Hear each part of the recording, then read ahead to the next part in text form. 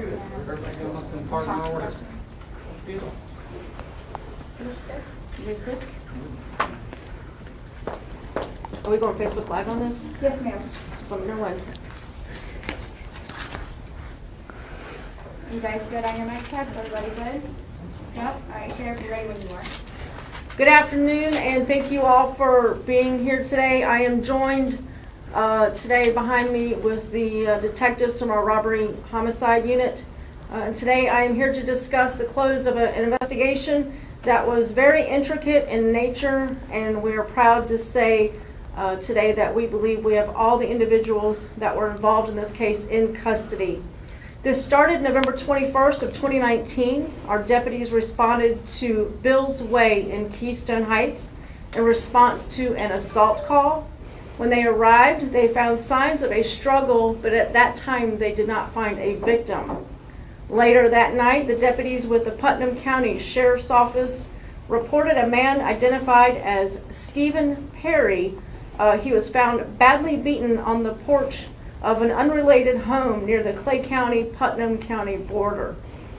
Medics transported Perry to the Orange Park Medical Center, where he passed away several later. A medical examiner did rule his death as a homicide, and our detectives got right on the case. Our detectives worked tirelessly on this investigation and traveled to multiple states, including New York and Georgia. Altogether, our detectives secured an arrest warrants for 7 people in connection to this murder. Caleb Rowe, Calvin Rowe, Travis Rowe, Doug Rowe Jr., and Augustino Morales are charged with murder. Alexandria McNabb and Jesse Rowe are charged with accessory after the fact to the murder. Our detectives learned Perry had given Alexandra McNabb, who was dating Calvin Rowe at the time, shoes for her son. Rowe became jealous and made threats to Perry over Facebook Messenger and through text messages. Deputies with U.S. Marshals Service arrested Doug Rowe Jr. on our warrant on November 10th in Texas. At this time, all the individuals are in custody, and we truly hope this can help in the closure process for the families who suffered the loss. Again, I'll say our detectives worked tirelessly to bring this investigation to a close. Again, we are grateful for the ongoing partnership that we have with our state attorney's office and for the assistance of all the law enforcement agencies that helped us get to this point. It's to note that our SWAT team was also utilized several times during this investigation, and our thoughts and prayers go out to Mr. Perry's family, and we are very glad to be able to bring some justice of this very violent crime to a close. Any questions? What was the relationship between the woman and Perry? I'm going to turn over these questions to the sergeant who led this investigation, if you don't mind. Sure. Sergeant. I'm sorry, what was the question? What was the relationship between the woman, the girlfriend, and Perry? What's it? The relationship between the girlfriend. The relationship between the and girlfriend and Perry. Perry worked with the Alexandria McNabb's neighbor. And he was actually at the neighbor's house. She had gone to the neighbor's house requesting some clothing and shoes for her son that had to attend a football banquet.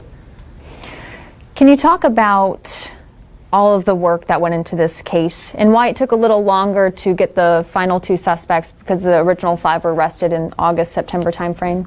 So this case was extremely complex. We had multiple offenders involved. We had an extensive crime scene. And speaking of the offenders, most of them have had the Rowe last name. This was a very well put together, like tight-knit group. The family, we consider it a crime family. That's all they know. So it happened to basically infiltrate them and get the information we needed to put them behind bars was very difficult. And the work that went into it, traveling to different states? So the family's not originally from here. They're from New York. A lot of their family members, a lot of people that had information pertaining to this case were out of state. Some of them fled the state when they knew, we knew they were involved, so it did require some travel to get the information we needed to do what we had to do. I know Perry's family is very grateful for all of the work you all put into this to give them some closure. They say it's a huge weight lifted off of their chest.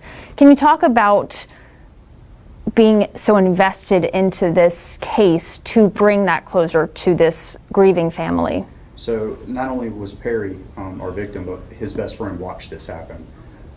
So Perry was a single father. He was raising a daughter on his own. So we had not only him to speak for, but we also had Perry's family and his friend's family as well as his daughter. So we were very vested in the case from the beginning and stayed on course just to make sure everybody there was taken care of. Okay. Who was involved in the beating? I know that that they were charged with murder, but were they all, did they all beat him that night? There was multiple people that are obviously arrested that were involved in it. I can't really get into the details of it, but there was multiple people involved in it. I have a question for Sheriff Cook, please. Yes, ma'am. This is unrelated to this case, but this past week there have been some violent crimes reported in Clay County where there were 2 women killed. As sheriff of Clay County now, what are you doing to address and combat the crime? So the question is regarding the 2 domestic homicides that we had this weekend. You know, anytime there's a homicide, it's tragic. Domestic homicide, just terribly, terribly tragic.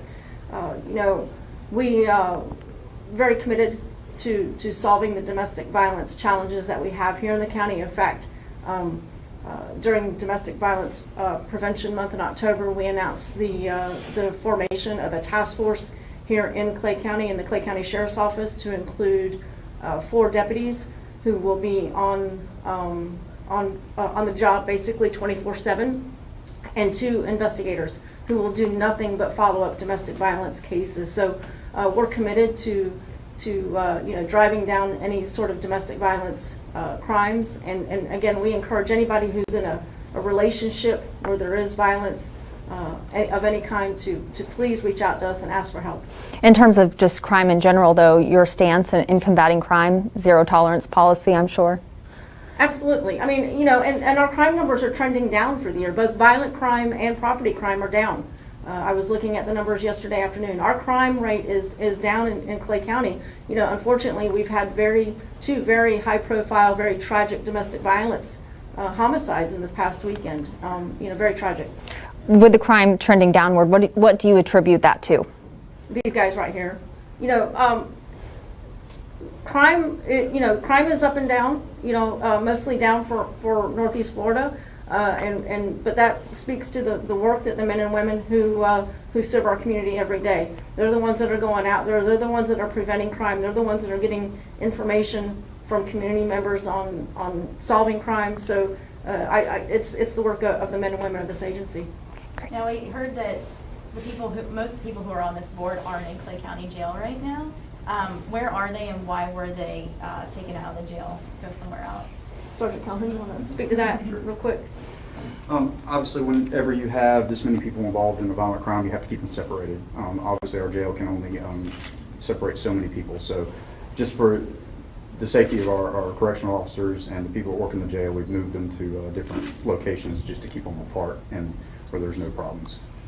Now the other questions we have. Yes, Where were the last 2 arrested? The last person that was arrested was Doug Rowe Jr. He was arrested in Odessa, Texas on our warrant.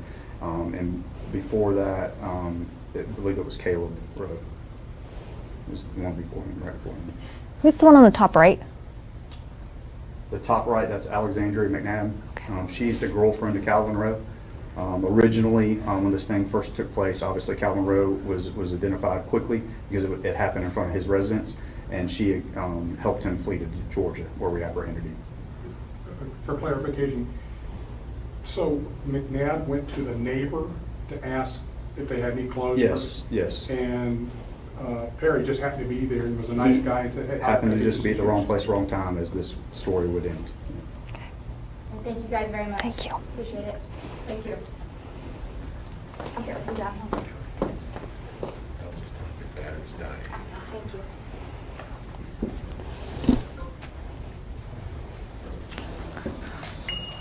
Do you have the spelling of the sergeant's name? Yes, I'll get it for you. Thank you.